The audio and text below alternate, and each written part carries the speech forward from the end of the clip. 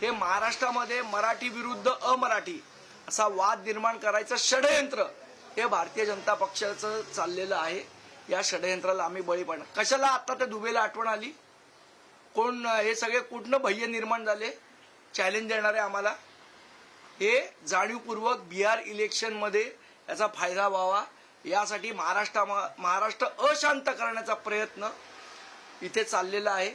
मला अनेक काल म्हणजे जे आपल्या महाराष्ट्रात वर्षानुवर्ष राहतात ते उत्तर भारतीय असतील, गुजराती असतील, यांचा फोन आला की आमचा या गोष्टीला पाठिंबा नाही. आम्ही या गोष्टीला, हे बाहेरचे लोक आहेत, हे येऊन ते वातावरण खराब करायचा प्रयत्न करतायत, आमची अजिबात अशी इच्छा नाही, अशा पद्धतीचे फोन आले. आणि हे भारतीय जनता पक्षाचं षडयंत्र आहे म्हणून या प्रकारची भडक वक्तव्य देऊन माती भडकवण्याचा प्रयत्न हा भारतीय जनता पक्षाकडनं होताना दिसतोय. कारवाई व्हावी अशी मागणी कोणावर? हा दुबे आहे कुठे? बिहारला बसून इथे बोलणार महाराष्ट्राबद्दल?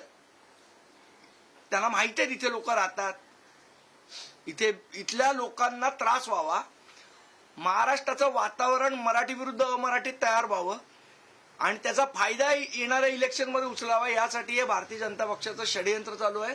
या षडयंत्राला आम्ही बळी पडणार नाही हे अतिशय सुस्पष्टपणे सांगतो.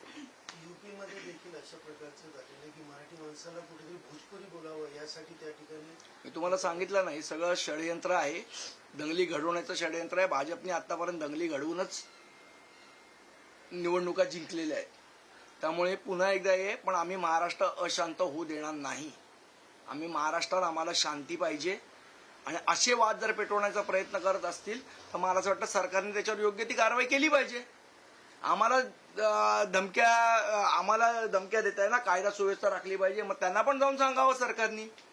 पण महाराष्ट्र शांत ठेवण्याची मागणी म्हणजे तशी भूमिका जर तुम्ही घेत आहात, मात्र अमराठी व्यावसायिक असतील किंवा अमराठी जन असतील त्यांना मारहाण केला जाण्याचा आरोप सुद्धा तुमच्यावरच होतो. कोणी केली मारहाण? अनेक जण तसा आरोप करतात. आरोप कोणी करू दे. एक घटना घडली मीरा रोड वायंदरमध्ये, त्याच्या व्यतिरिक्त काय घटना घडली आणि ती कशामुळे घडली? मराठीचा अपमान केल्यामुळे घडली. असं काय आम्ही कोणाला ए बाबा तुला मराठी येतं का? नाही येत, मारली कानपड. हे तुला मराठी येतं? नाही येत, मारली कान. असं होत आहे?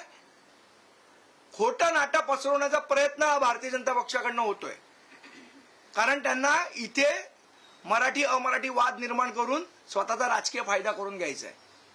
ह्याच्यासाठी हे सगळं षडयंत्र चाललंय.